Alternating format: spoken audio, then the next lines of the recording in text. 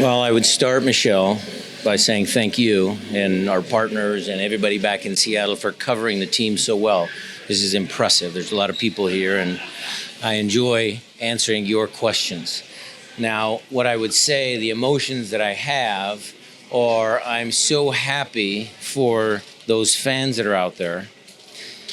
I'm tremendously proud of that group of players, and it is fantastic. I am so happy for this club and for the people that are involved in the club.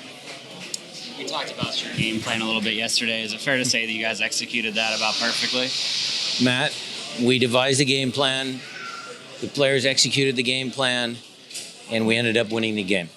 Coach, do you find the conditions to play this game? You said that you didn't accept the Sounders was the underdog. No, I think we were the underdog. Look, if I can speak about LAFC now, I mean, they statistically had the best record in MLS history.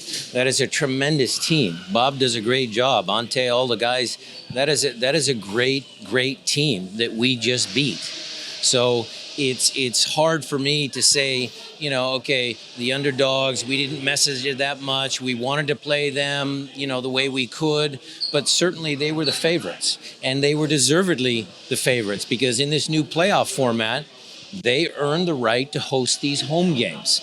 And winning away from home is a challenge, which is credit again to my team. They withstood a lot of pressure and a lot of, nerves there after LAFC scored the first goal. It was not an easy game. So you have to credit LAFC, but you also have to make sure that you give my team the same amount of credit. How your team fought back after conceding that first goal? Well, we never stopped believing we could win. Our mentality is always been strong here at the Seattle Sounders. We always have a winning mentality, and it showed tonight. We could have gone into a shell. We could have just sat back and accepted that we were going to lose, but they didn't. They found a way to score the equalizer. Then I think the second goal stunned LAFC a little bit. They're like going, okay, what's going on here? This shouldn't happen. And then the third goal was icing on the cake. Plus, look, at the end of the game, I wish knew who would have scored. Brad had a couple chances. Maybe we would have scored another. Raul Ruidiaz gets a brace today. Could you talk about his performance? Which one, the defending or the attacking? All of it. He was very, very good. Worth every cent we paid for him. So he was great, scored the 2 golazos, but his defending late in the game, his defending middle of the game, whatever we asked him to do, he did. And that's what I appreciate about Raul. He's a very team-oriented player, and I love that. Because sometimes forward, sometimes can be a little selfish. But he is a team player, and he did everything he could to make sure that the team won today. What is it about his mentality that allows him to come up in big games, in playoffs like he has? It's the same as everybody else. They all want to win. That is a proud team in there. They are proud to wear the Seattle Sounders jersey. They are proud of the work they've done in a very challenging year. This was not an easy year by any stretch of the imagination. And so we still have one game left. Need to make sure, remind everybody, this isn't a championship. I'm going to go in there and tell them that they got training on Friday. So we have to get back to work because we're not done yet. You said you executed the way you want to, but... I can't give away secrets, okay? But, look, we wanted to push LAFC into the areas where they were less effective, okay? And so that was the entire game plan, just to see if we couldn't slow down their attack. And then on the attacking side, we knew we could create chances against this team. We knew we could. They take many risks when they defend, their counter press, they take risks. It's a chain reaction. One guy presses, the next guy has to go, the next guy has to go. And our guys were well coached. They did exactly what we needed to do to get into their half of the field and create very good chances.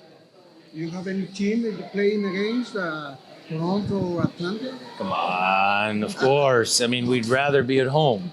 We would rather be at home in front of our fans. That would be a very, very good thing for our franchise and for our fans. But of course, we will just be happy we made it into MLS Cup, and we obviously will be watching TV tomorrow. The next man up, Nicolas Ladero, your captain. How important is his performance, especially these games? Well, Nico's been next man up since 2016, since we signed him. But look, this is a team sport.